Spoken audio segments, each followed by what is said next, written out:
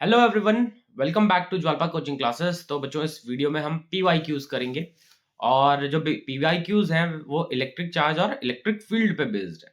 ठीक है, और लास्ट 10 इयर्स के पीवाईक्यूज करेंगे। तो चलो एक एक करके स्टार्ट करते हैं।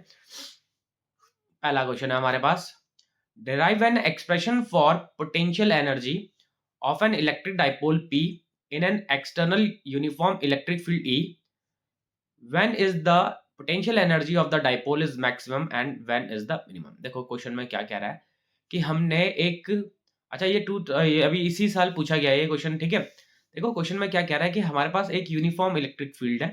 तो ये हम यूनिफॉर्म इलेक्ट्रिक फील्ड बना देते हैं। ये हम इस तरीके से यूनिफॉर्म इलेक्ट्रिक फील्ड बना देते हैं।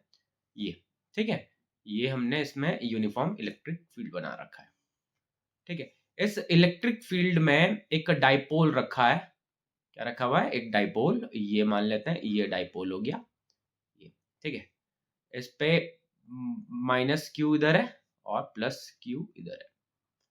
ठीक है, और जो ये डाइपोल है, मतलब ये इलेक्ट्रिक फील्ड ई है। ठीक है, जो डाइपोल है ये इसके साथ एंगल बना रहा है, इलेक्ट्रिक फील्ड के डायरेक्शन के साथ डाइपोल मोमेंट इलेक्ट्रिक फील्ड के एंगल के साथ एंगल बना रहा है थीटा। अब क्या रहा है कि अगर हम इसको रोटेट करते हैं तो इसमें कितनी पोटेंशियल एनर्जी स्टोर हो रही है। ठीक है, अब इसको ऐसा समझते हैं, मान लेते हैं इसे थीटा वन मान लेते हैं, सॉरी क्या मान लेते हैं, थीटा वन। ठीक है, मान लेते हैं कि हमारे पास ये एक डाइपोल था जो कि इस तरीके से था, ऐसा, जो कि थीटा वन एंगल बना रहा था। कितना एंगल बना रहा था बेटे? Theta one.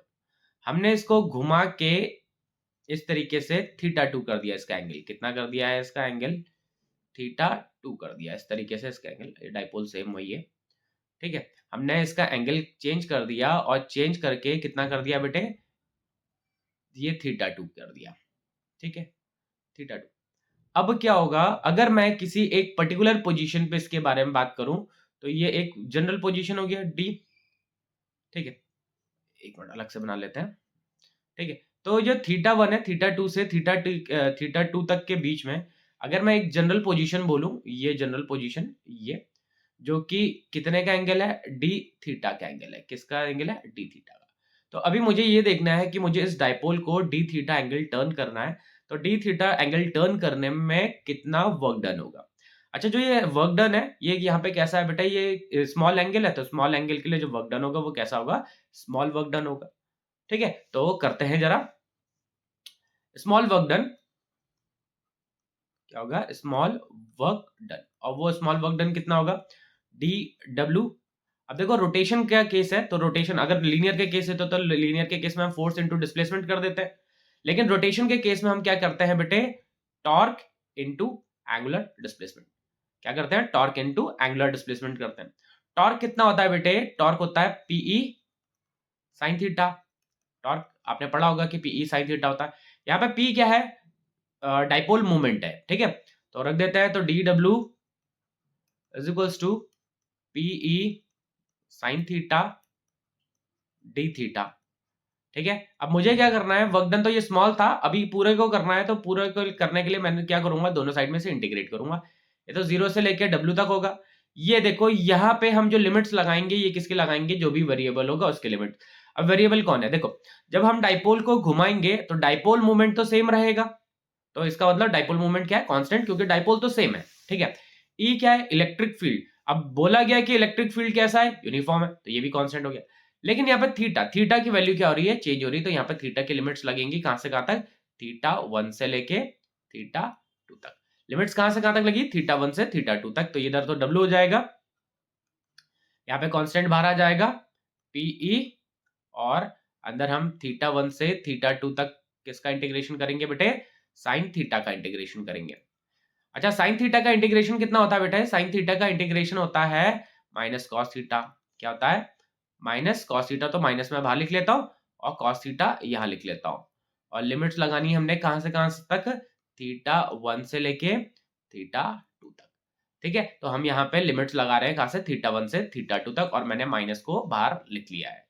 ठीक है, अब जरा देखो, जब लिमिट्स पुट करते हैं तो एक बार जो ये वेरिएबल है उसकी जगह अपर लिमिट पुट करते हैं और फिर लोअर लिमिट। अपर लिमिट क्या है? ये माइनस तो था ही, पीई, और अपर लिमिट पुट करेंगे cos theta two minus cos theta 1, ये हो जाएगा। ये हमारे पास वर्क डन है, ठीक है। अब इसमें थोड़ा सा वैल्यूज पुट कर देते हैं। क्या पुट कर देते हैं? वैल्यूज पुट करते हैं। अब वैल्यूज कैसे? थीटा 2 को मैं लिख देता हूं, थीटा 2 को मैं लिख देता हूं थीटा, और थीटा 1 को मैं लिख देता हूं 90 या पाई बाई 2, ठीक है। तो ये तो कॉस थीटा हो जाएगा, और ये कितना हो जाएगा? ये कॉस 90 कितना हो जाएगा? 0। तो वर्क डन हमें क्या मिलेगा बेटे? वर्क डन हमें मिलेगा माइनस पीई कॉस थीटा, ऐसा मिलेगा, माइनस पीई कॉस थीटा। ये जो वर्क डन है यही है पोटेंशियल एनर्जी। यही क्या है बेटे? Potential energy. जो ये वर्क डन है यही क्या चीज है? यही पोटेंशियल एनर्जी है, ठीक है। मैं पूछ रहा था कि पोटेंशियल एनर्जी बताना है, अब पूछ रहा है कि पोटेंशियल एनर्जी मैक्सिमम किस टाइम पे है और मिनिमम किस टाइम पे। अब देखो मैक्सिमम चाहिए हमें, क्या चाहिए बेटे? मैक्सिमम चाहिए पोटेंशियल एनर्जी। अब मैक्सिमम पोटेंशियल एनर्जी तो मतलब ये मैक्सिमम कब होगी? जरा ध्यान से तो सुनो। ये मतलब ये पूरा का पूरा पॉजिटिव कब होगा? जब थीटा की वैल्यू कितनी हो जाएगी? 180। तो कॉस 180 कितना हो जाता है बेटा? 180 होता है -1। कॉस 180 -1 हो जाएगा, तो ये पॉजिटिव वर्क डन क्या आ जाएगा? मतलब वर्क डन या फिर पोटेंशियल एनर्जी क्या आ जाएगी? मैक्सिमम आ जाएगी, जो कि पीई। तो मैक्सिमम ये क्या है? ये है मैक्सिमम। ये क्या है? मैक्सिमम, ठीक है। तो ये वर्क डन कैसा हो गया बेटे? ये हो गया वर्क डन मैक्सिमम। अभी मिनिमम पूछ रहे, तो मिनिमम के लिए हम क्या करेंगे? थीटा की वैल्यू को पुट कर देते हैं, कितना? 0। थीटा की वैल्यू को 0 पुट कर देंगे तो cos 0 कितना होता है? cos 0 होता है 1। ये cos 0 1 हो जाएगा, और ये क्या आ जाएगा? वर्क डन क्या मिल जाएगा हमें? Negative minus PE.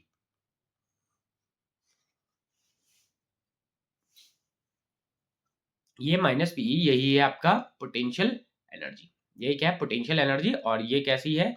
ये मिनिमम, ठीक है। तो पूछ रहे हैं कि मैक्सिमम कब होगी पोटेंशियल एनर्जी? जब एंगल मतलब एंगल 180 डिग्री होगा। और मिनिमम कब होगी पोटेंशियल एनर्जी?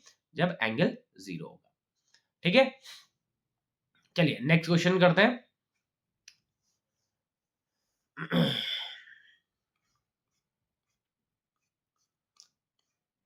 चलो क्वेश्चन क्या कह रहा है, पहले क्वेश्चन पढ़ लेते हैं फिर करते हैं। हाँ देखो क्वेश्चन कह रहा है, a uniform electric charged plane sheet. एक प्लेन शीट है, उसका मतलब ये प्लेन शीट है, इसका सरफेस चार्ज डेंसिटी कितना गिवन है बेटा? इसका सरफेस चार्ज डेंसिटी गिवन है 1/18 pi into 10⁻⁻15 coulomb per metre square. ये इसका surface charge density. Find the electric field at a point A, मतलब ए पॉइंट पे हमें इलेक्ट्रिक फील्ड फाइंड करना है फ्रॉम द शीट, मतलब इस शीट से। अब देखो इलेक्ट्रिक फील्ड शीट से ए डिस्टेंस पे है, तो कितना होता है? सिग्मा अपॉन 2 एप्सिलॉन नॉट होता है। एक प्लेन शीट की वजह से इलेक्ट्रिक फील्ड कितना होता है? Sigma upon 2 epsilon not. Sigma given है हमारे पास, ठीक है। एप्सिलॉन नॉट की वैल्यू पुट करते हैं, फिर सॉल्व करते हैं भैया, ठीक है। तो देखो मैं यहाँ पे तो कैल्सी यूज करूंगा, आप यूज ना करिएगा कैल्सी, तो बहुत अच्छा रहेगा आपके लिए, ठीक है। तो सिग्मा कितना हो जाएगा? 1/18 पाई, और ये इंटू 10⁻⁻15, ये सिग्मा है, ठीक है। ये क्या है? ये सिग्मा है, इंटू 1/2 एप्सिलॉन नॉट है अपॉन में 2। एप्सिलॉन नॉट कितना होता है? 8.85 इंटू 10⁻⁻12, ये होता है। तो पहले तो पावर को निपटा लेते हैं। पावर कितना हो जाएगा? ये पावर से ये पावर कैंसिल हो जाएगा, तो 10⁻³ हो जाएगी पावर, ठीक है। अच्छा 1/18 पाई भी है, और 1/2 इंटू 8.85 भी है। तो मैं इसको डायरेक्ट सिंप्लीफाई करता हूँ कैल्सी से। आप ना करिएगा कैल्सी यूज, मैं आपको पहले भी बता रहा हूँ, क्योंकि भैया बोर्ड की बात है, बोर्ड में आपके पास कैल्सी तो होगा नहीं, ठीक है। आपको कैलकुलेशंस कैसे करनी होंगी? आपको सारी की सारी कैलकुलेशंस करनी होंगी मैनुअल।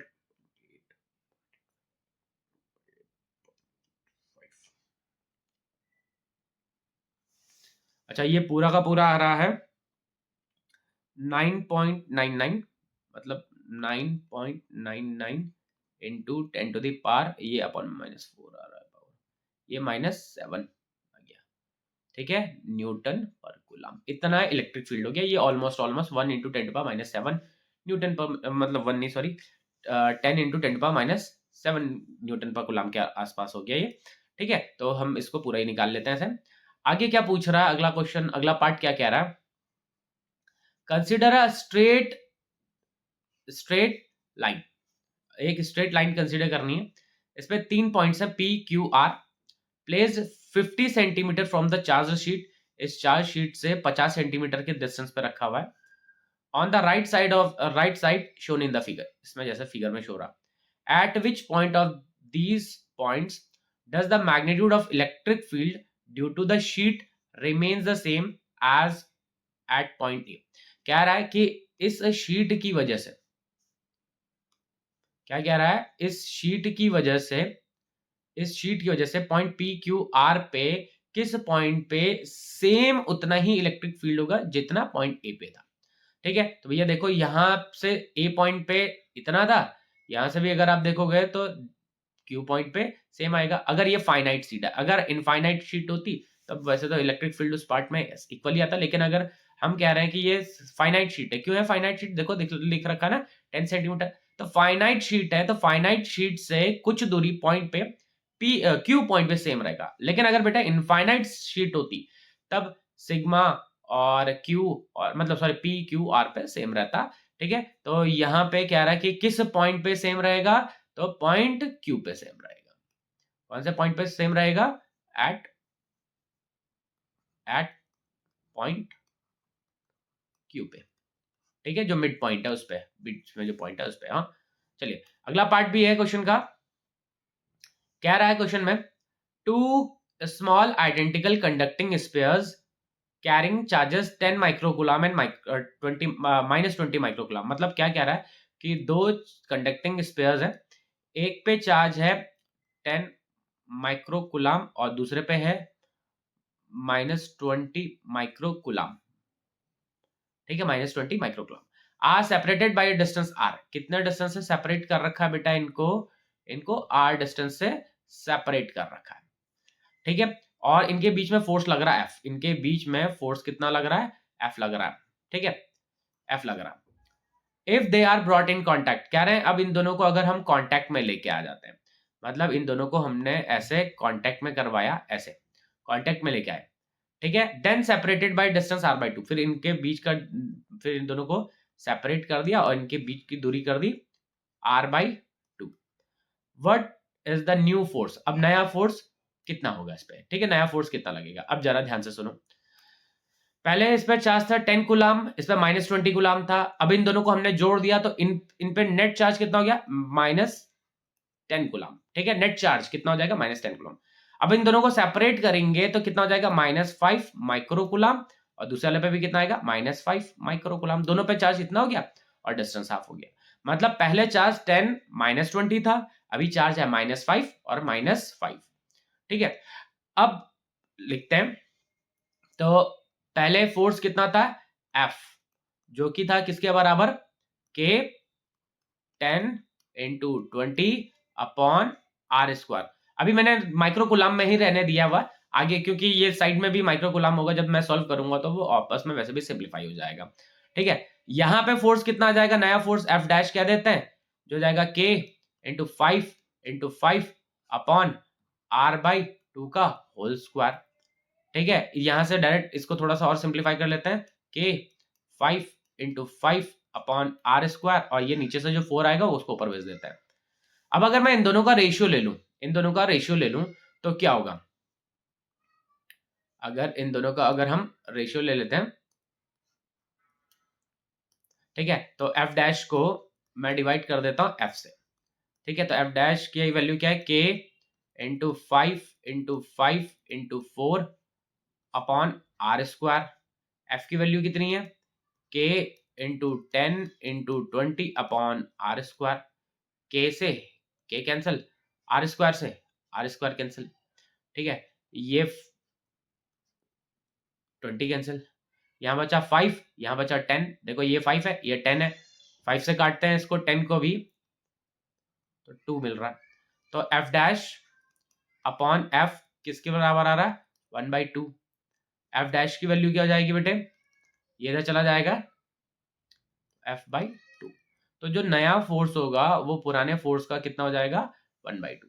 ठीक है, तो यही पूछा गया था इस क्वेश्चन में कि जो अगर हमने दो बॉडीज को पहले टच करवाया फिर r/2 के डिस्टेंस पे रखा, तो जो नया फोर्स होगा वो कितना होगा, ठीक है। तो नया फोर्स हाफ हो जाएगा, वो भी पुराने वाले फोर्स का हाफ हो जाएगा, ठीक है। अच्छा, ये क्वेश्चन 2021 में पूछा गया बेटे। चलो नेक्स्ट क्वेश्चन देखें, क्या कह रहा है। If the electric flux entering and leaving close surface in air are phi1 and phi2 respectively, the net electric charge। अच्छा, वैसे यहाँ पे हम इलेक्ट्रिक चार्ज एंड फील्ड से रिलेटेड क्वेश्चन कर रहे हैं, लेकिन इसमें फ्लक्स का क्वेश्चन आ गया, कोई नहीं, कर लेते हैं। कह रहे हैं कि हमारे पास एक क्लोज सरफेस है, ठीक है, एक क्लोज सरफेस है, किसी भी तरीके का बना लेते हैं क्लोज सरफेस। इससे फ्लक्स कितना एंटर कर रहा है, फ्लक्स एंटर कर रहा है phi1, फ्लक्स कितना लीव कर रहा है phi2, ठीक है। If the flux entering and leaving, ठीक है, तो फ्लक्स एंटर कितना कर रहा है, इतना, और फ्लक्स लीव कितना कर रहा है, इतना। तो नेट फ्लक्स कितना हो गया, एफ नेट कितना हो जाएगा, flux entering minus flux leaving, ये नेट फ्लक्स हो गया, ठीक है। आगे क्या पूछ रहा है, the net electric charge enclosed with the surface, मतलब नेट कितना चार्ज एनक्लोज होगा। तो देखो, आपने गॉस थ्योरम पढ़ा था, गॉस थ्योरम में कहता है कि phi is equals to charge enclosed by the surface upon epsilon nought होता है, ये होता है। अब नेट चार्ज कितना, नेट फ्लक्स कितना इनक्लोज हो रहा है, phi1 minus phi2 net flux enclose हो रहा है, Q अपॉन एप्सिलॉन नॉट। हमें Q की वैल्यू चाहिए, किसकी वैल्यू चाहिए, Q की वैल्यू। तो एप्सिलॉन नॉट को इधर मल्टीप्लाई कर देते हैं, तो epsilon not phi1 minus phi2, ये हो गया नेट चार्ज, ठीक है। तो जो ये सरफेस है, क्लोज सरफेस है, उसके अंदर इतना चार्ज एनक्लोज्ड है, ठीक है। ये 2020 में पूछा गया क्वेश्चन है, गॉस थ्योरम पे बेस्ड क्वेश्चन था बेटा ये, ठीक है। चलो नेक्स्ट क्वेश्चन करते हैं। क्या रहे, 2 point charges +1 microcoulomb and +4 microcoulomb are kept 30 centimetre apart. कह रहे हैं कि दो चार्जेस है, एक है +1 माइक्रोकुलाम का है और दूसरा है +4 माइक्रोकुलाम का है। इनको कितने डिस्टेंस पे रखा हुआ है, इनको रखा हुआ है 30 सेंटीमीटर के डिस्टेंस पे। How far from the +1 microcoulomb charge on the line joining the charges will the net electric field be 0। कह रहे हैं कि इन दोनों को जोड़ने वाली जो लाइन है, ठीक है, उससे इस वाले चार्ज से किस पॉइंट पे इलेक्ट्रिक फील्ड 0 होगा। तो देखो, मैं बना लेता हूं कि ये है वो लाइन जॉइनिंग वाली जो दोनों को जोड़ रही है। अब मैं इस पे तीन पॉइंट्स पे चर्चा कर लेता हूं। जैसे अगर मैं बाई चांस इस वाले पॉइंट की बात करता हूं, अब देखो यहाँ पे इलेक्ट्रिक फील्ड चेक करने के लिए हम क्या यूज करेंगे, electric charge, test charge use करेंगे जो कि पॉजिटिव होगा। तो इसकी वजह से इलेक्ट्रिक फील्ड का डायरेक्शन ऐसा होगा, इस वाले की वजह से भी इलेक्ट्रिक फील्ड का डायरेक्शन ऐसा होगा, रिपल्सिव होगा। तो इस दोनों का डायरेक्शन देखो सेम है, तो यहां तो क्या नहीं हो सकता, यहां तो इलेक्ट्रिक फील्ड 0 नहीं हो सकता इस वाले में, मतलब इसके लेफ्ट साइड में इलेक्ट्रिक फील्ड 0 नहीं हो सकता। अच्छा, अगर इसके राइट साइड में देख लेते हैं, +4 वाले के इस साइड में, ठीक है, तो ये पहले वाले की वजह से इलेक्ट्रिक फील्ड ऐसा होगा, दूसरे वाले की वजह से भी इलेक्ट्रिक फील्ड ऐसा होगा, दोनों के सेम डायरेक्शन है। अब सेम डायरेक्शन होंगे तो इलेक्ट्रिक फील्ड्स क्या हो जाएंगे, एड अप हो जाएंगे, तो इस साइड में भी इलेक्ट्रिक फील्ड 0 नहीं हो सकता। अब हमारे पास बचता एक पॉइंट है जो कि इनके बीच में, कहां है, इनके बीच में। तो मान लेते हैं जो पहला वाला चार्ज है, इससे x डिस्टेंस पे, कितना डिस्टेंस पे, x डिस्टेंस पे एक पॉइंट है जहां पे हम मान लेते हैं कि इलेक्ट्रिक फील्ड 0 आएगा। अब इसकी वजह से इलेक्ट्रिक फील्ड का डायरेक्शन क्या होगा, E1 इधर, इसकी वजह से +4 वाले की वजह से इलेक्ट्रिक फील्ड का डायरेक्शन क्या होगा, +E2 इधर। अब इस पॉइंट पे इलेक्ट्रिक फील्ड 0 करना है, तो इलेक्ट्रिक फील्ड 0 तभी होगा जब E1 is equals to E2 होगा, ठीक है। जब E1 और E2 की वैल्यू बराबर होगी तभी जाके इलेक्ट्रिक फील्ड 0 होगा। अगर ये x है तो ये वाला डिस्टेंस कितना हो जाएगा बेटे, ये वाला डिस्टेंस हो जाएगा 30 माइनस x, कितना हो जाएगा, 30 माइनस x हो जाएगा, ठीक है। अब 1 वाले की वजह से यहां पे इलेक्ट्रिक फील्ड कितना आ रहा है, 1 वाले की वजह से इलेक्ट्रिक फील्ड आ रहा है K1 माइक्रोकूलम में, तो 10⁻⁶ अपॉन x²। दूसरा वाला क्या है, ये K, ये इधर हो गया कितना, 4 माइक्रोकूलम है, तो 10⁻⁶ अपॉन इसके बीच का दूरी कितना, 30 माइनस x का होल स्क्वायर। अभी देखो, अगर मैंने मीटर में भी करता तो दोनों साइड में, इधर भी मीटर का टर्म आना था, इधर भी मीटर का टर्म आना था, वो आपस में वैसे भी कैंसिल आउट हो जाना था, तो मैंने यहाँ पे शो नहीं किया, वो वैसे भी कैंसिल आउट हो जाएगा। अगर आप मीटर में भी करेंगे तो चल जाएगा वो भी, ठीक है। तो k से k कैंसिल, 10⁻⁶ से 10⁻⁶ कैंसिल, ठीक है, बचा क्या, 1/x square is equal to 4/30 minus x square. ये ठीक है, इनको दोनों को क्रॉस मल्टीप्लाई कर देते हैं तो 30 माइनस एक्स का होल स्क्वायर, ये जाएगा 4x स्क्वायर। दोनों साइड में रूट ले लेते हैं, टेकिंग रूट दोनों साइड में रूट ले रहे हैं तो क्या हो जाएगा 30 माइनस एक्स, इधर कितना हो जाएगा 2x, इधर 2x हो जाएगा, तो क्या हो गया, तो 30 minus x is equal to 2x, ये x इधर चला जाएगा, ये जाएगा 3x, x की वैल्यू यहां से कितना आ जाएगी 10 सेंटीमीटर। मतलब जो पहला चार्ज है इससे 10 सेंटीमीटर के डिस्टेंस पे कितना आएगा, इलेक्ट्रिक फील्ड 0 आएगा। तो देखो वैसे तो ये जो यहाँ पे इक्वेशन बननी थी वो क्वाड्रेटिक इक्वेशन बननी थी, और क्वाड्रेटिक इक्वेशन बनती तो क्या होता, यहाँ पे एक x की वैल्यू नेगेटिव आती तो इसका मतलब इस साइड की बात होती, और इस साइड में इलेक्ट्रिक फील्ड वैसे भी 0 नहीं हो रहा है तो हम उसको लेते भी नहीं, इसीलिए मैंने वो क्वाड्रेटिक बना के मैंने डायरेक्टली रूट ले लिया। ठीक है, तो x से मतलब जो +1 माइक्रोकूलम्ब है उससे x डिस्टेंस पे इलेक्ट्रिक फील्ड क्या है बेटा 0 है। ठीक है, चलो नेक्स्ट करते हैं, derive an expression for the torque acting on the electric dipole when it is held in a uniform electric field. Identify the orientation of the dipole in the electric field in which it attains stable equilibrium.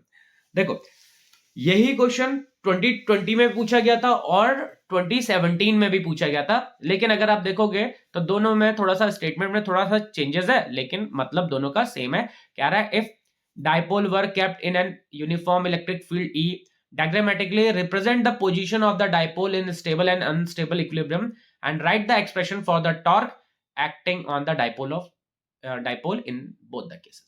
ठीक है, तो दोनों का मतलब same है, और एक 20 में पूछा गया था और एक 2017 में पूछा गया था, तो मतलब टॉर्क निकालना है, तो मैं यहाँ पे पहले टॉर्क निकालता हूं। ठीक है, पहले बना लेते हैं, ये बेटा हमने बनाया इस पे इलेक्ट्रिक फील्ड ऐसा, ये इलेक्ट्रिक फील्ड हो गया, ये क्या है, ये इलेक्ट्रिक फील्ड।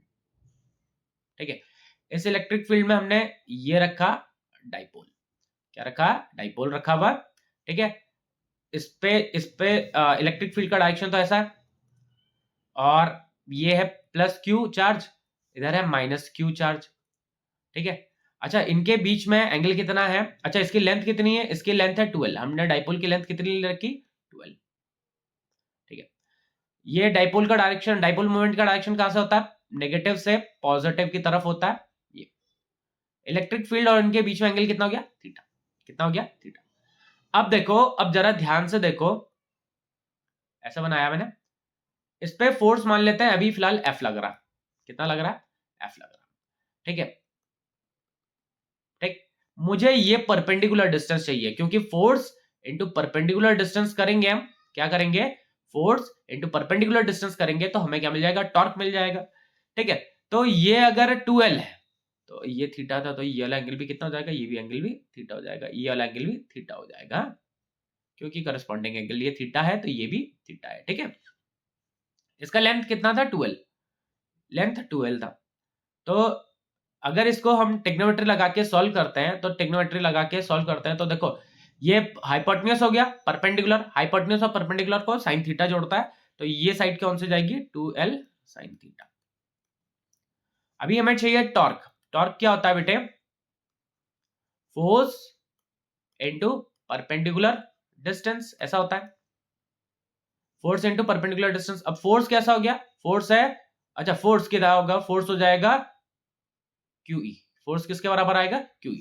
ठीक है, फोर्स कितना लग रहा है, QE का फोर्स लग रहा है, QE फोर्स लग रहा है। परपेंडिकुलर डिस्टेंस कितना है 2L साइन थीटा। ठीक है, तो Q2L क्या हो जाएगा, Q2L क्या होता है बेटे P, डाइपोल मोमेंट, तो torque is equals to PE sine theta हो जाएगा, ये हो गया टॉर्क। अगर वेक्टर फॉर्म में लिखने को पूछा जाता तो हम क्या लिखते हैं, torque is equals to P cross E कर देते हैं, अगर वेक्टर फॉर्म में पूछा जाता।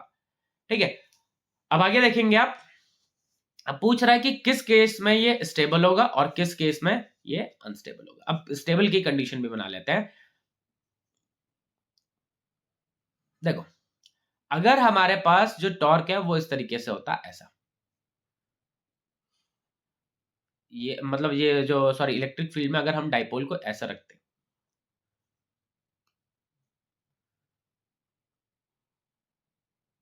ये पॉजिटिव इधर, नेगेटिव इधर, ये इलेक्ट्रिक फील्ड, मतलब इलेक्ट्रिक मतलब जो डाइपोल मोमेंट का डायरेक्शन नेगेटिव से पॉजिटिव की तरफ होता। अगर P and E are parallel, अगर P और E पैरेलल होते तब ये कैसा होता, तब ये होता है स्टेबल। कैसा होता बेटा, ये स्टेबल। मतलब अगर थीटा की वैल्यू कितनी हो जाती, जीरो, थीटा की वैल्यू जीरो रखते हैं तो टॉर्क कितना आता, जीरो। तो अगर टॉर्क जीरो आ रहा है, थीटा की वैल्यू जीरो आ रही, तो ये स्टेबल इक्विलिब्रियम होता है। वहीं पे अगर अनस्टेबल की बात करते हैं, तो अगर हम इसको ऐसे कर देते हैं, ये इलेक्ट्रिक फील्ड ये हो गया, इस पे माइनस क्यू और प्लस सॉरी, अगर उल्टा कर देते हैं,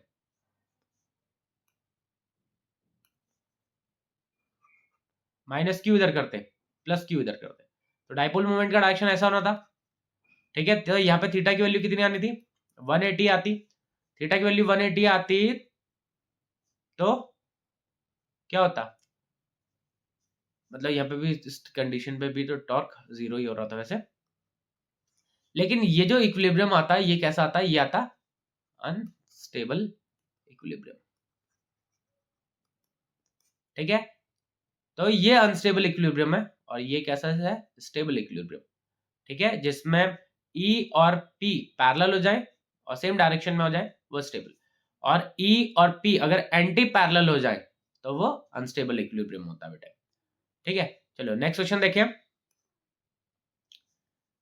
क्या कह रहा है, two conducting spheres of radius A and B, दो कंडक्टिंग स्पेयर्स हैं, उनका रेडियस A और B है, are connected to each other by a wire, मतलब दो स्पेयर्स हैं, ये एक स्पेयर ये हो गया और एक स्पेयर ये हो गया। अभी फिलहाल के लिए अभी कुछ पता नहीं कि रेडियस किस कौन बड़ा है कौन छोटा है, ये नहीं पता। इसका रेडियस A है और इसका रेडियस B है। ठीक है, मान लेते हैं इस पे चार्ज कितना है, इस पे चार्ज QA है और इस पे चार्ज कितना है, QB है, मान लेते हैं अभी फिलहाल। ठीक है, are connected to each other by a wire, कह रहे हैं कि इन दोनों को एक दूसरे के साथ एक वायर के साथ जोड़ दिया गया। क्या कर दिया गया, इन दोनों को एक दूसरे के साथ एक जोड़ दिया, वायर के साथ जोड़ दिया गया। Find the electric field eight there surfaces, कह रहे हैं कि उनके सरफेसेस पे इलेक्ट्रिक फील्ड का रेशियो फाइंड करना है। ठीक है, तो अब जरा ध्यान से देखेंगे, अगर मैं पहले इसकी बात करूं तो इस और इसका रेडियस A है ना, तो इलेक्ट्रिक फील्ड A का कितना हो जाएगा, K QA upon A square, इसका कितना हो जाएगा, EB K QB upon B square. इन दोनों का रेशियो अगर मैं निकाल लूं, EA अपॉन EB रख लो, तो क्या आ जाएगा, K QA upon A square, दूसरा क्या जाएगा, K QB upon B square. K से K कैंसिल हो जाएगा, थोड़ा और अच्छे से लिखते हैं इसे, तो QA, ये B स्क्वायर नीचे से ऊपर आ गया, ये QB A स्क्वायर, ऐसा है फिलहाल। अभी देखो QA और QB की वैल्यू हमें पता नहीं है। ठीक है, QA QB की वैल्यू क्या बेटा, हमें पता नहीं है। अब QA QB की वैल्यू नहीं पता है तो पहले हमें QA QB की वैल्यू फाइंड करनी पड़ेगी। अब देखो, ये स्पेयर है तो इसका कैपेसिटेंस मान लेते हैं CA है, कितना है इसका कैपेसिटेंस C, ये QB है, इसका कैपेसिटेंस कितना है CB मान लेते हैं, कितना मान लिया C।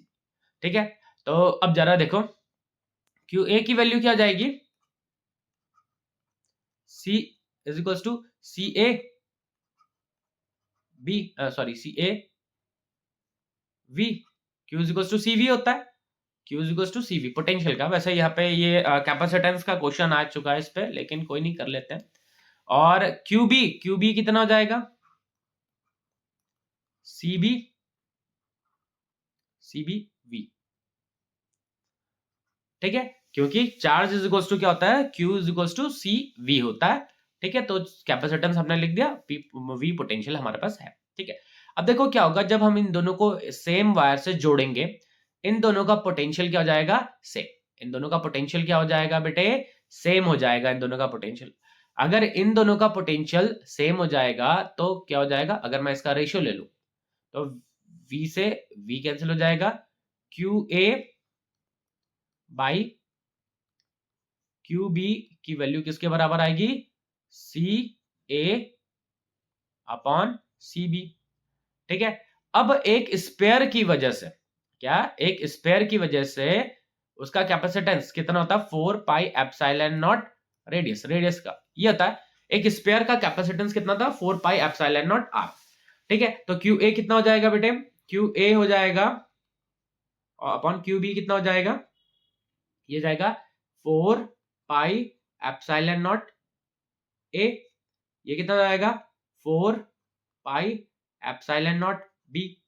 4 पाई एप्सिलॉन नॉट से 4 पाई एप्सिलॉन नॉट कैंसिल हो जाएगा, तो Q A upon Q B किसके बराबर आएगा, ए अपॉन बी। ठीक है, हमारे पास इलेक्ट्रिक फील्ड का रेशियो क्या गिवन था, ई ए अपॉन ई बी, कितना की ई ए अपॉन ई बी कितना था, Q A upon Q B into B square upon A square, ये था। Q A upon Q B कितना है, Q A upon Q B कितना है, ए बाई बी, तो रख लेते हैं यहाँ पे A by B into B square by A square.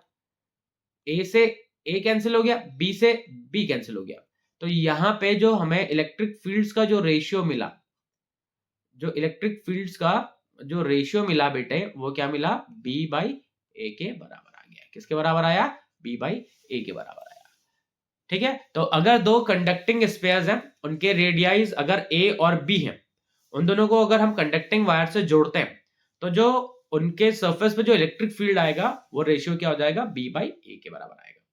ठीक है, तो देखो मैंने क्या किया, पहले दोनों के अलग अलग इलेक्ट्रिक फील्ड्स निकाले, ठीक है, उनका रेशियो ले लिया।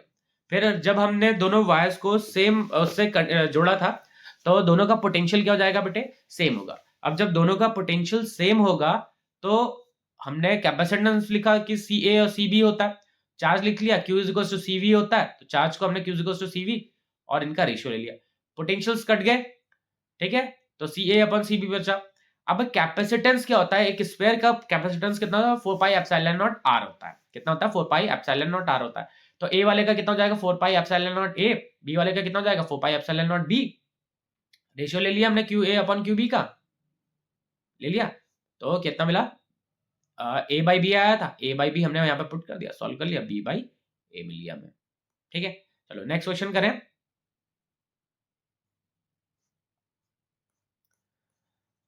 नेक्स्ट क्वेश्चन है, two identical point charges Q each, मतलब दो आइडेंटिकल पॉइंट चार्जेस हैं, दोनों की वैल्यू कितनी, Q, are kept 2 metre apart. कह रहे हैं कि दो चार्जेस हैं, दोनों की वैल्यू कितनी है, एक, दोनों की वैल्यू क्यू है।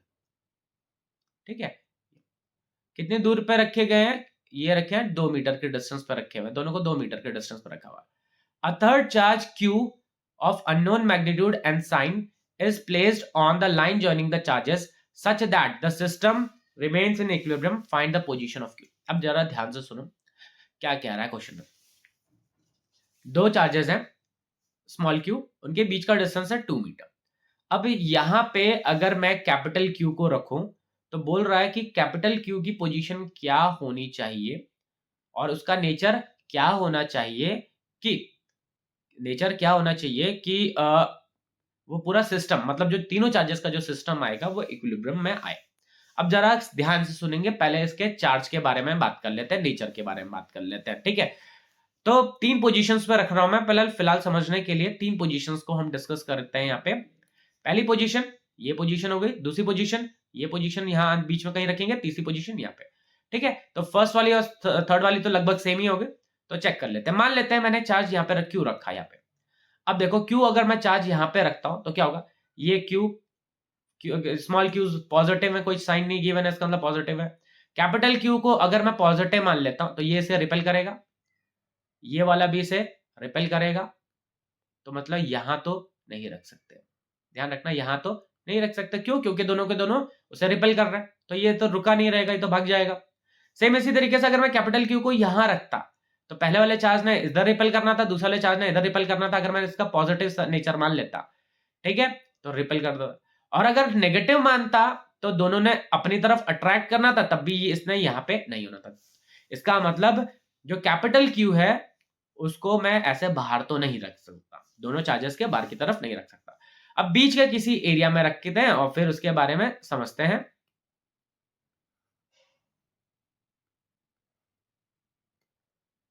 बीच के किसी एरिया में रखते हैं और फिर उसके बारे में समझते हैं।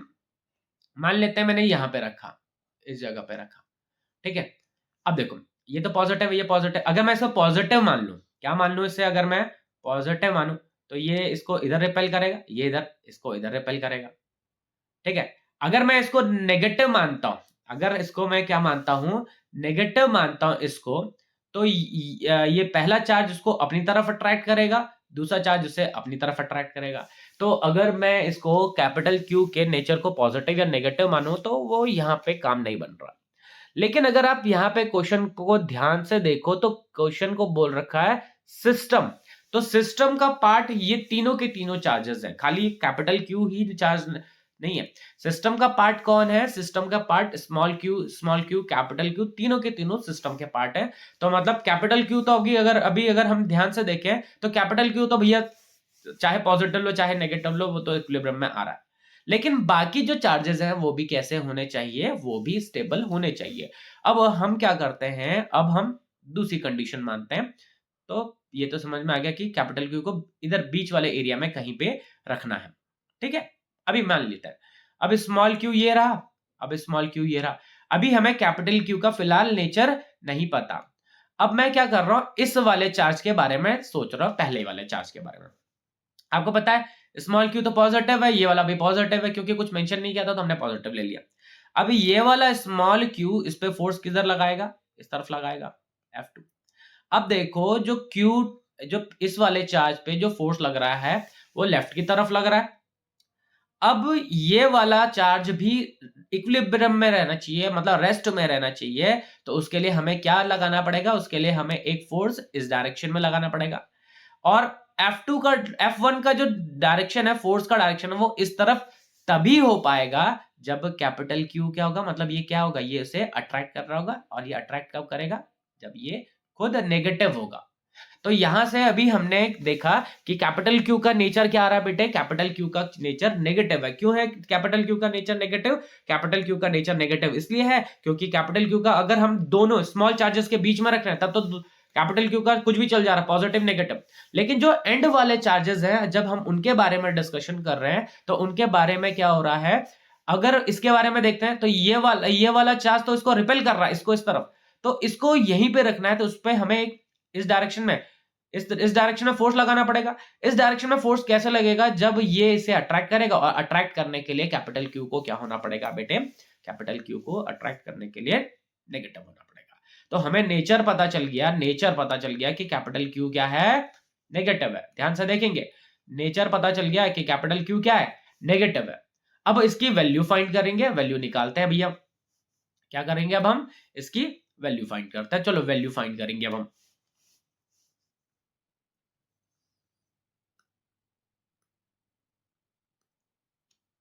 ठीक है, तो चलो फाइंड करते हैं। अब दोनों के बीच का डिस्टेंस 2 मीटर गिवन था ना, एक ये और इनके बीच का ये कैपिटल क्यू है और ये कैपिटल क्यू नेगेटिव है, ठीक है। और ये स्मॉल क्यू है, ये स्मॉल क्यू है। अभी हमें डिस्टेंस नहीं पता, तो ये इनके बीच का डिस्टेंस तो कितना है, 2 मीटर, ठीक है। इस डिस्टेंस को हम क्या मान लेते हैं, x, ठीक है। अब हम फोर्स किसके बारे में, किस पे फोर्स की चर्चा कर रहे हैं, हम फोर्स की चर्चा कर रहे हैं इस वाले पे, ठीक है। तो इसकी वजह से फोर्स 2 लग रहा है, जो कि ऐसा है फोर्स 2। इसकी वजह से फोर्स 1 लग रहा है, जो कि फोर्स 1 ऐसा है, ठीक है। फोर्स 1 क्या हो जाएगा, force 1 is equal to force 2। Equilibrium के लिए यही कंडीशन होनी चाहिए। तो फोर्स 1 इन दोनों के बीच में है, फोर्स इन दोनों के बीच में है फोर्स, तो क्या हो जाएगा, के small Q capital Q upon distance, distance कितना है इनके बीच में, x का स्क्वायर, ठीक है।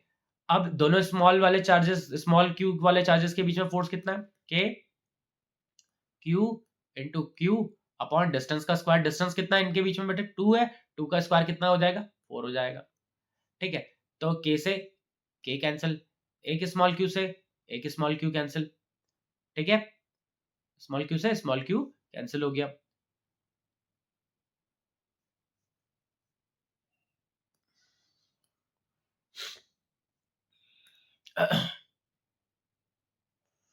ठीक है, तो अब दूसरी चीज, ये जो चार्ज है ये कहां पे रखा जाएगा, मिड पॉइंट पे रखा जाएगा। ये मिड पॉइंट पे ही होगा क्योंकि दोनों से डिस्टेंस बराबर आएगा तभी। तो एक्स की वैल्यू भी कितनी है, एक्स की वैल्यू भी 1 है। तो क्या हो जाएगा, Q Q upon 1 is equals to small Q upon 4। तो कैपिटल क्यू की वैल्यू किसके बराबर आ रही है, स्मॉल क्यू अपॉन 4। ठीक है, यही पूछा गया था हमें कि जो दो आइडेंटिकल चार्जेस हैं, दोनों की वैल्यू बराबर है, दोनों 2 मीटर के डिस्टेंस पे रखे हुए हैं, एक थर्ड चार्ज क्यू को रखना है, किसको रखना है, एक थर्ड चार्ज क्यू को रखना है इनके बीच में। तो किस पोजीशन पे रखें, क्या पूछ रहा है, किस पोजीशन पे रखें कि जो चार्ज है, चार्ज का जो सिस्टम है वो इक्विलिब्रियम में है। अब हमने ये तो डिसाइड कर लिया था कि इनके बीच में रखेंगे। अच्छा, यहाँ पे पहले मैंने x माना था, फिर मैंने 1 इसलिए माना क्योंकि भैया दोनों चार्जेस की वैल्यू क्या है, स्मॉल, दोनों स्मॉल क्यूज की वैल्यू क्या है, बराबर है। और इसको बीच में रखेंगे तभी जाके ये भी स्मॉल क्यू भी इक्विलिब्रियम में, कैपिटल क्यू भी तब भी इक्विलिब्रियम में रहेगा। ठीक है, तो अब हमने क्या कहा था कि ये पूरा जो सिस्टम है ये भी इक्विलिब्रियम में रहना चाहिए। तो इक्विलिब्रियम में ये पूरा सिस्टम इक्विलिब्रियम में रहना चाहिए, मतलब ये वाला चार्ज भी इक्विलिब्रियम में है, ये वाला भी इक्विलिब्रियम में, ये वाला भी इक्विलिब्रियम में। तो कैपिटल क्यू का तो नेचर कोई सा भी पॉजिटिव नेगेटिव हो तो तब भी इक्विलिब्रियम में रहेगा ही। लेकिन जो स्मॉल क्यू है इसके बारे में सोचा हमने, तो इसके बारे में जब हमने सोचा तो उससे पता चला कि भैया एक फोर्स इस पे स्मॉल क्यू की वजह से इस तरफ लग रहा है, रिपेल कर रहा है, तो उसको अट्रैक्ट करना था। अट्रैक्ट करने के लिए कैपिटल क्यू का नेचर कैसा होना चाहिए, नेगेटिव होना चाहिए। ठीक है, अच्छा वो कहां पे रखा हुआ, मिड पॉइंट पे रखा हुआ। ठीक है, तो स्मॉल क्यू पे जब हमने फोर्स देखा तो दो फोर्सेस लग रहे थे, एक F1 जो कि कैपिटल क्यू की वजह से लग रहा है, एक F2 जो कि स्मॉल क्यू की वजह से लग रहा है। इक्वल होंगे तभी जाके नेट फोर्स क्या होगा, जीरो होगा, तभी ये जाके ये सिस्टम इक्विलिब्रियम में होगा। तो हमने F1 की वैल्यू लिखी के small Q capital Q upon x square, x की वैल्यू वैसे 1 है। और F2 की वैल्यू देखी के क्यू क्यू अपॉन 4, यहां से सारी वैल्यूज पुट करी, के एक्स की वैल्यू 1 पुट करी, और कैपिटल क्यू की वैल्यू कितनी मिल गई हमें, Q/4। तो जो कैपिटल क्यू है, कैपिटल क्यू है वो कैसा है, वो है क्या, -Q/4। क्या हो जाएगा, इसका नेचर कैसा हो जाएगा, इसका नेचर हो जाएगा नेगेटिव, और इसकी वैल्यू क्या हो जाएगी, Q/4 हो जाएगी। ठीक है, चलो अगला क्वेश्चन देखते हैं। Define electric dipole moment and it is vector और स्केलर क्वांटिटी। अच्छा, 2019 में पूछा था, बड़ा छोटा सा क्वेश्चन है। इलेक्ट्रिक डाइपोल मोमेंट होता है क्या है, तो पहले उसके लिए डाइपोल समझते हैं। डाइपोल क्या है भैया, दो चार्जेस है, एक पॉजिटिव है और एक नेगेटिव है, ये कुछ डिस्टेंस पर रखे हुए हैं, वैसे हम 2L ले लेते हैं। ठीक है, two equal and opposite charges, two equal and opposite charges separated by some distance, वो क्या बनाता है, डाइपोल बनाता है। डाइपोल मोमेंट पूछा गया है, डाइपोल मोमेंट को कैसे डिफाइन करते हैं, product of charge, either of the charge, मतलब दोनों में से किसी चार्ज का magnitude into distance between the charges, दोनों में से कोई भी एक चार्ज और उनके बीच की दूरी को मल्टीप्लाई करेंगे तो डाइपोल मोमेंट मिलेगा।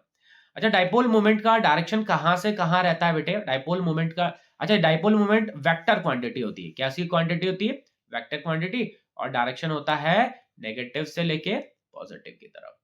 ठीक है, तो ये 2019 में पूछा गया था, बड़ा हल्का क्वेश्चन था।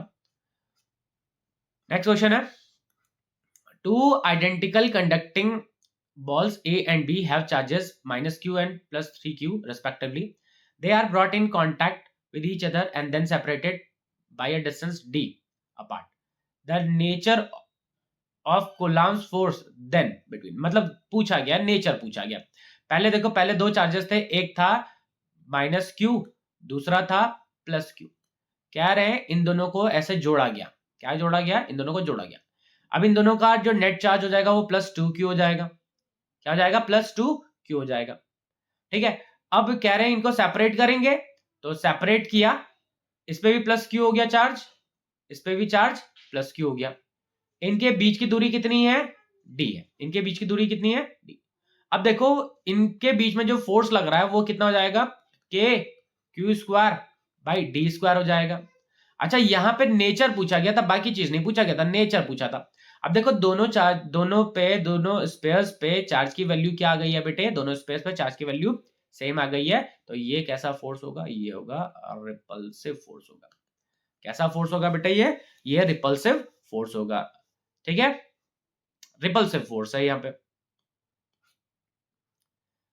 नेक्स्ट क्वेश्चन है हमारे पास, draw the pattern of electric field lines when a point charge minus Q is kept near an uncharged conducting plate. मतलब एक अनचार्ज कंडक्टिंग प्लेट है ये, मान लेते हैं ये एक अनचार्ज्ड कंडक्टिंग प्लेट है ये। ठीक है, 2019 का क्वेश्चन है, कंडक्टिंग प्लेट है तो इसमें दोनों चीजें हैं, पॉजिटिव नेगेटिव, और इसके पास में एक नेगेटिव चार्ज रखा हुआ है। क्या रखा हुआ है, एक नेगेटिव चार्ज।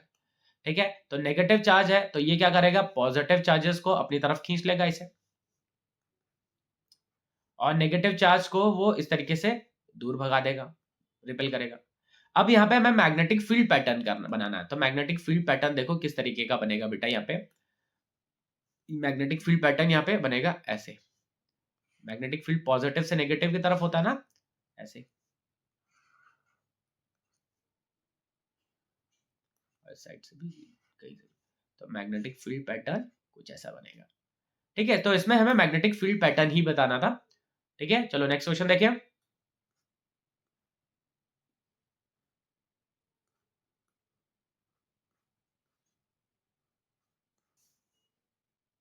नेक्स्ट क्वेश्चन है हमारे पास, derive an expression for electric field at any point on the equatorial line of an electric dipole। और सेकंड पार्ट है इसका, two identical charges q each are 2 meter apart in air, a third charge capital Q of unknown magnitude and sign is placed on the line joining the charged such that the system। अच्छा ये वाला question तो second part तो अभी हमने किया था। ठीक है, फर्स्ट पार्ट है कि हमें इलेक्ट्रिक फील्ड इक्वेटोरियल पोजीशन पे डिराइव करना है। तो चलो डिराइव करते हैं इक्वेटोरियल फील्ड पे, मतलब इक्वेटोरियल पोजीशन पे इलेक्ट्रिक फील्ड। ठीक है, चलो करते हैं इसको डिराइव। मान लेते हैं हमारे पास दो चार्जेस हैं, एक प्लस क्यू, इक्वेटोरियल पोजीशन पे इलेक्ट्रिक फील्ड फाइंड कर रहे हैं। ठीक है, चलो करते हैं। मान लेते हैं हमारे पास दो चार्जेस हैं, एक है प्लस क्यू, ये प्लस क्यू और ये माइनस क्यू। ये है दोनों के दोनों सेंटर से एल डिस्टेंस पे। ठीक है, इसकी इक्वेटोरियल पोजीशन होती है बेटे ये होती है इसकी इक्वेटोरियल पोजीशन, ये इक्वेटोरियल पोजीशन है। ठीक है, सेंटर से डी डिस्टेंस पे एक पॉइंट है जहां पे हमें magnetic field sorry electric field find करना है। हम क्या करते हैं, इनको ज्वाइन करते हैं, ये हमने ज्वाइन किया। पॉजिटिव चार्ज की वजह से इलेक्ट्रिक फील्ड का डायरेक्शन इधर होगा, पॉजिटिव चार्ज की वजह से इलेक्ट्रिक फील्ड का डायरेक्शन किधर होगा बेटे, ऐसे होगा, ये E1। नेगेटिव चार्ज की वजह से, नेगेटिव चार्ज की वजह से अट्रैक्टिव होगा और उसका डायरेक्शन क्या होगा, E2 ऐसा। ठीक है, ये E2 इधर हो गया। ठीक है, मान लेते हैं ये हम इस पे यहाँ पे एक लाइन बनाते हैं, ये एंगल अगर थीटा है तो ये एंगल भी थीटा हो जाएगा, करस्पॉन्डिंग एंगल। ये एंगल अगर थीटा है तो ये भी एंगल थीटा हो जाएगा। कैसा एंगल, ये हो जाएगा अल्टरनेट एंगल। ठीक है, हमारे पास दो इलेक्ट्रिक फील्ड्स हैं, एक E1 ऐसा है, एक E2 है। अच्छा पहले डिस्टेंस निकाल लेते हैं, ये L है, ये D है, तो ये वाला कितना हो जाएगा, √D square plus L square. Same इसी तरीके से ये वाला डिस्टेंस भी कितना हो जाएगा, D square plus L square. Pythagoras theorem लगाया हमने। ठीक है, अब थोड़ा सा बड़ा बना लेते हैं, इस वाले पार्ट को थोड़ा सा बड़ा बनाते हैं। कुछ ऐसा ही है हमारे पास, ये E1 ये ऐसा है, ये E2 ऐसा है। ठीक है, ये इलेक्ट्रिक फील्ड यहां से थीटा एंगल पे और ये वाला भी थीटा एंगल पे। ठीक है, अब देखो अगर मैं इसको रिजॉल्व करूं E1 को रिजोल्व करो तो E1 की वैल्यू क्या आएगी, E1 cos थीटा, जिसका साथ एंगल बनता है उसको cos थीटा में लिखते हैं, और उसके सामने वाला आ जाएगा E1 sin theta. Second E2 को रिजोल्व करेंगे तो ये हो जाएगा E2 cos थीटा, और सामने वाला हो जाएगा E2 sin थीटा। अब जरा ध्यान से देखेंगे आप, E1 और E2 की वैल्यू क्या है, E1 कितना है, चार्ज मतलब K Q अपॉन डिस्टेंस का स्क्वायर, डिस्टेंस कितना root D square plus L square, मतलब D square plus L square हो जाएगा, अंडर रूट को स्क्वायर से काट दिया। अच्छा यही वैल्यू है E2 की भी, यही वैल्यू है किसकी, E2 की भी सेम यही वैल्यू है।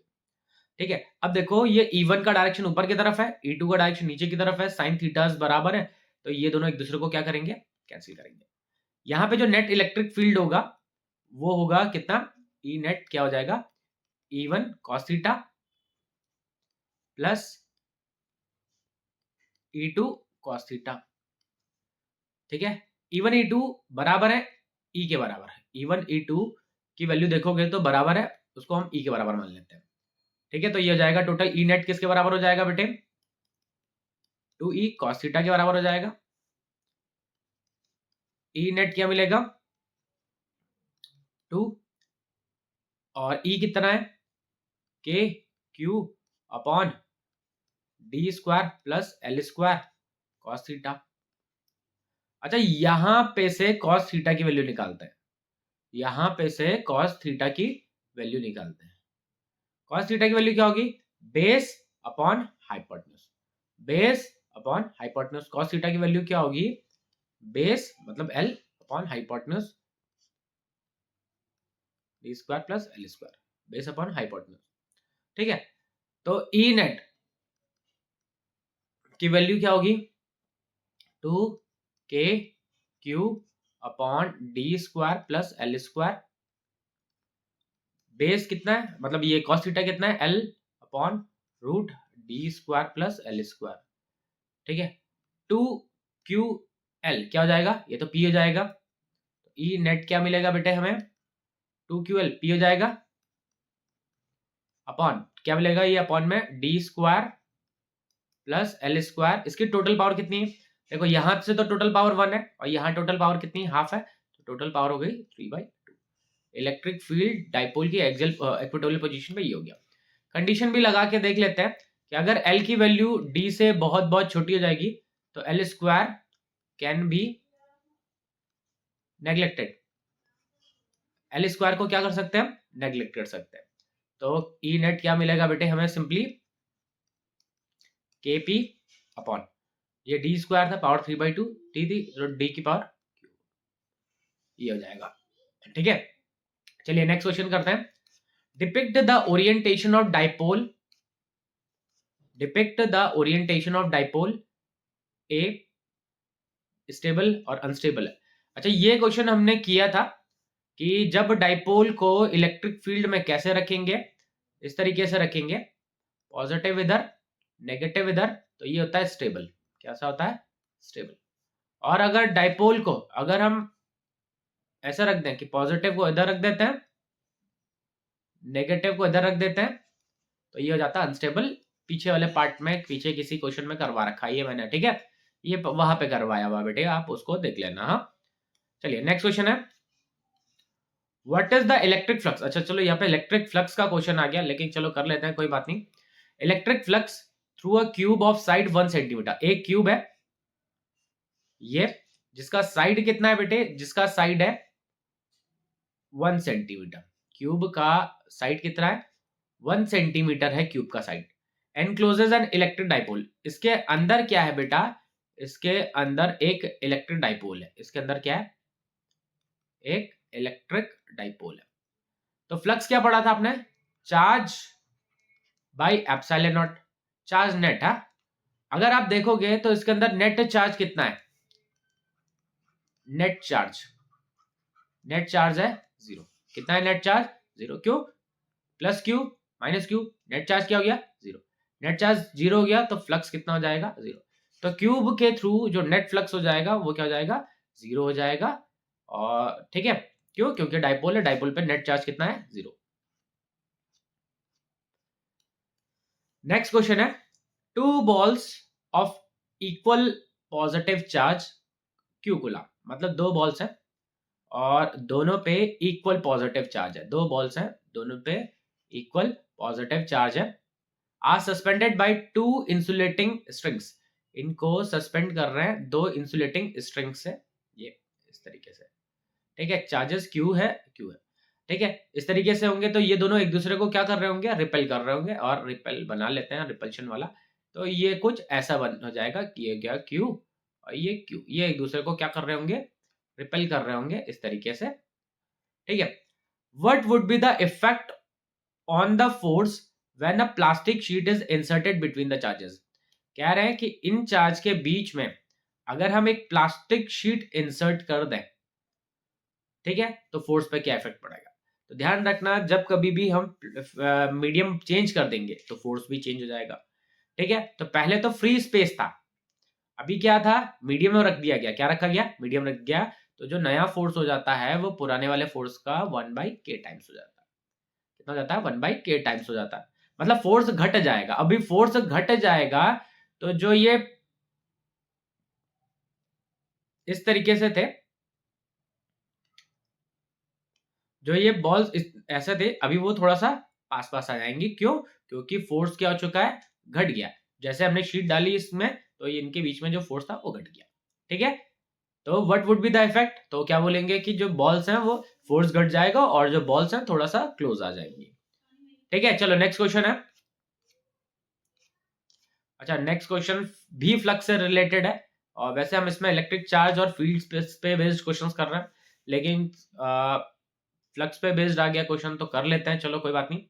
अ hollow cylindrical box of length 1 metre, एक हॉलो सिलेंड्रिकल बॉक्स है जिसका लेंथ है 1 मीटर, इसकी लेंथ कितनी है बेटे, 1 metre, and cross section 25 centimetre square, ठीक है, इसका जो एरिया है ये एरिया 25 सेंटीमीटर स्क्वायर है, 25 सेंटीमीटर स्क्वायर है, और इसकी लेंथ कितनी है बेटे, इसकी लेंथ है 1 मीटर, ठीक है, 1 metre is placed in a 3 dimension coordinates as shown, 3 dimension coordinates में रखे गए, the electric field in the region is given by, मतलब जो इलेक्ट्रिक फील्ड है वो किसके हिसाब से वेरी कर रहा है, वो वेरी कर रहा है 50x i कैप के हिसाब से, मतलब किसके हिसाब से, 50x i कैप के हिसाब से वेरी कर रहा है, x की वैल्यू जैसे चेंज होगी तो इलेक्ट्रिक फील्ड भी चेंज होता चला जाएगा, ठीक है, x यहाँ पे मीटर में गिवन है।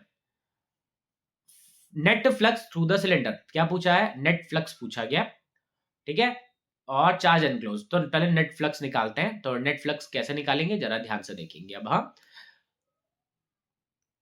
देखो इसका एरिया वेक्टर इधर है, इलेक्ट्रिक फील्ड का डायरेक्शन तो ऐसा है, इस पे इलेक्ट्रिक फील्ड का डायरेक्शन ऐसा है और इसका एरिया वेक्टर ऐसा है, इस वाले सरफेस पे एरिया वेक्टर ऐसा है और एरिया वेक्टर भी ऐसा ही है और इलेक्ट्रिक फील्ड का भी डायरेक्शन ऐसा ही है, ठीक है। अच्छा यहां पे मान लेते हैं E1 है इलेक्ट्रिक फील्ड, यहां पे मान लेते हैं इलेक्ट्रिक फील्ड E2 है, तो E1 की वैल्यू कितनी हो जाएगी, यहां से 1 मीटर का डिस्टेंस है, देखो यहाँ पे लिखा हुआ है ना 1 मीटर का, तो E1 की वैल्यू कितनी हो जाएगी, x की वैल्यू 1 पुट कर देते हैं तो कितना हो जाएगा 50 न्यूटन पर कूलम।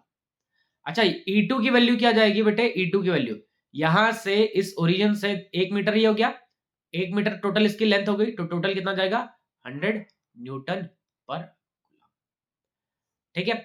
अब ये पहले वाले सरफेस पे फ्लक्स क्या आएगा, फर्स्ट वाले सरफेस पे फ्लक्स आएगा E डॉट एस होता है ना, ऐसे तो होता है, क्या होता है, ई ए कॉस थीटा या ई एस कॉस थीटा, पहले वाले सरफेस पे फ्लक्स क्या आएगा, ई किस तरफ है, ई का डायरेक्शन इस तरफ है जिसकी वैल्यू 50, एरिया वेक्टर का डायरेक्शन इधर है और एरिया की वैल्यू है 25 सेंटीमीटर है, तो सेंटीमीटर स्क्वायर है तो मीटर में कन्वर्ट करने के लिए 1 2 3 4 जीरो से हम डिवाइड करेंगे, कॉस कितना है 180, कॉस कितना है 180, 180 -1 होता है ना, ठीक है, तो इसको थोड़ा सा फटाफट से सिंप्लीफाई करते हैं, तो ये हो जाएगा 0 से 0 कैंसिल हो जाएगा और ये हो जाएगा कॉस cos 1 तो मतलब cos 180 तो -1 हो जाएगा, ये हो जाएगा 125 मतलब 0.125 नेगेटिव में आएगा। अच्छा छोड़ दिया मैंने, क्या आएगा, मल्टीप्लाई करते हैं डायरेक्ट इसे, तो -0.125 ये आ गया फ्लक्स। इसकी यूनिट आएगी newton metre square plus coulomb. ठीक है, ये फ्लक्स 1 है। अब इसी तरीके से फाई 2 की वैल्यू निकालते हैं। फाई 2 की वैल्यू क्या हो जाएगी, ई एस कॉस थीटा। तो यहाँ पे थीटा की वैल्यू कितनी है, 0 है। ई कितना है, 100 है। कितना है ई, 100। एस कितना है, एरिया कितना है, 25 और अपन में वही 1 2 3 4। कॉस थीटा कितना है, कॉस थीटा 0। क्यों क्यों 0, क्योंकि इलेक्ट्रिक फील्ड भी ऐसा, एरिया वेक्टर भी ऐसा। 0 से 0 कट, 0 से 0 कट, 25 अपॉन ये। तो 5 की वैल्यू कितनी आ जाएगी, 0.25 न्यूटन मीटर स्क्वायर पर कूलम। ठीक है, ये क्या आया बेटे,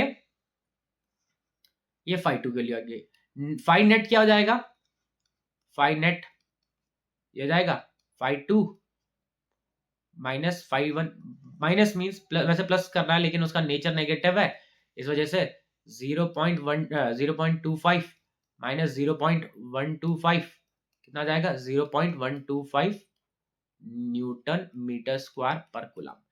तो नेट फ्लक्स पूछा गया था, नेट फ्लक्स हो गया। अब charge enclosed by the cylinder पूछा गया है, चार्ज पूछा गया, तो नेट फ्लक्स तो हमें मिल गया। अब पूछ रहे हैं चार्ज कितना होगा। तो गॉस थ्योरम कहता है बेटे कि phi is equals to Q upon epsilon nought होता है, फाई नेट है, और Q is equals to epsilon nought phi net. Epsilon nought कितना होता है, 8.85 इंटू 10 टू द पावर -12, और ये कितना है 0.125। इसको मल्टीप्लाई कर देते हैं और ये चार्ज की वैल्यू हो जाएगी। तो मल्टीप्लाई करते हैं तो 8.85 इंटू 0.125 ये आएगा 1.1, ये हो जाएगा 1.106 into 10 to the power -12 coulomb, इतना चार्ज आ जाएगा। ठीक है, तो यहाँ पे पूछा गया था कि नेट फ्लक्स कितना है, तो नेट फ्लक्स था हमारा कितना, नेट फ्लक्स था हमारा 0.125, और चार्ज पूछा गया था, तो चार्ज फाइंड करने के लिए हमने गॉस थ्योरम यूज कर लिया। ठीक है, क्वेश्चंस इतने हो गए। ठीक है, तो आज के इस वीडियो में बच्चों इतना ही करेंगे। नई वीडियो में मिलेंगे कुछ और PYQs के साथ, कुछ और क्वेश्चंस के साथ। तब तक बने रहिए ज्वालपा कोचिंग क्लासेस के साथ। Till then bye bye.